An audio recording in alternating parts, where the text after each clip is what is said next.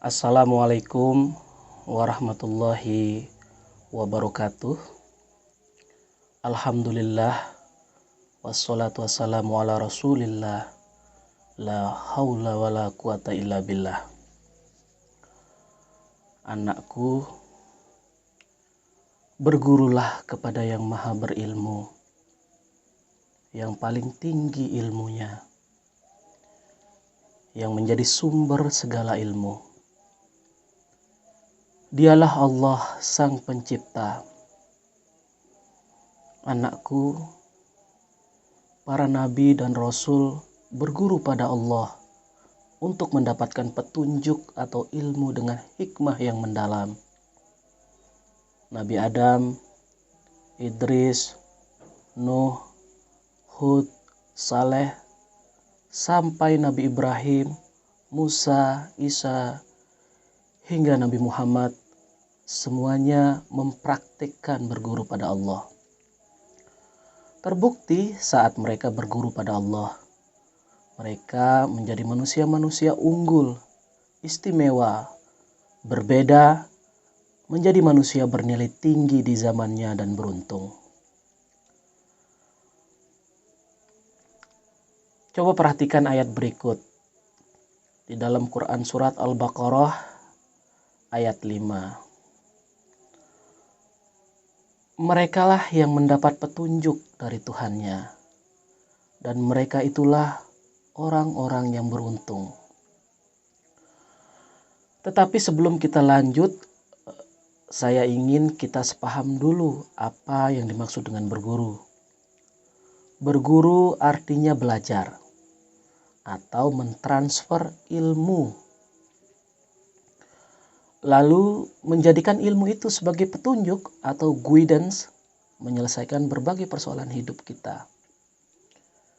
Maka itu sebaik-baik tempat berguru adalah Allah, sebab Dia sumber ilmu, yang ilmunya sudah tidak ada ruang perdebatan lagi kualitasnya, karena kebenaran ilmunya bersifat absolut, mutlak.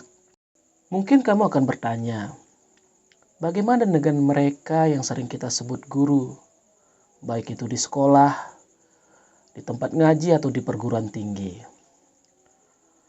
Bila mengacu ke definisi guru yang saya maksud, maka mereka bukanlah guru. Selama pengetahuan yang mereka transfer ke kita masih bisa didiskusikan untuk lebih disempurnakan lagi, maka posisi mereka adalah perantara, atau dalam agama Islam disebut sebagai wasilah, jalan, media atau alat untuk kita memperoleh ilmu. Sebenarnya memang tidak ada yang layak disebut guru selain Allah. Bahkan baginda Nabi Muhammad sendiri tidak pernah menyebut dirinya guru. Ini dalam konteks arti atau makna guru sesungguhnya. Bahkan beliau memanggil orang-orang terdekatnya bukan dengan sebutan murid, tetapi sahabat. Ini kembali menegaskan posisi beliau bukanlah guru umat Islam. Rasulullah menyadari ilmu yang disampaikannya tidak ada satupun bersumber dari diri beliau. Semua berasal dari Allah. Beliau bahkan menegaskan dirinya sebagai perantara atau utusan dari Yang Maha Berilmu.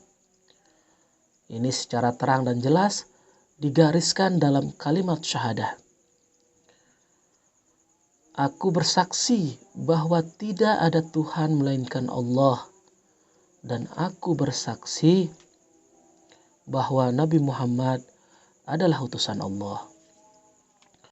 Maka bila Rasulullah saja tidak menyebut dirinya sebagai guru, maka aku, ibumu, saudaramu, teman-temanmu, orang-orang bijak yang mengajarimu di bangku kuliah, letakkanlah mereka dalam hatimu sebagai perantara atau jalan menggali ilmu lebih dalam dan luas lagi.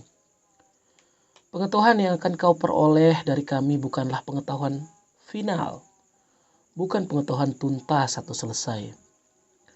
Masih bisa digali lagi, diperhalus lagi, dimurnikan lagi, sehingga mendekati kebenaran ilmu dari Sang Maha Guru, Allah. Pemahaman seperti inilah yang harus ditanamkan dalam dirimu, nak. Ini yang harus menjadi fondasi hati dan pikiranmu jika engkau ingin berbeda, istimewa, unggul, dan beruntung. Mengapa bisa begitu? Karena selain para nabi dan rasul, banyak para ulama, umara, ilmuwan Islam yang membuktikan ketika mereka berguru pada Allah, hasilnya selalu luar biasa.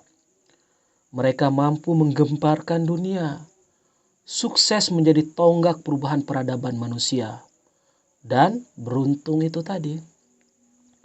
Sebagai contoh, Ibnu Sina dan Al-Zahrawi misalnya.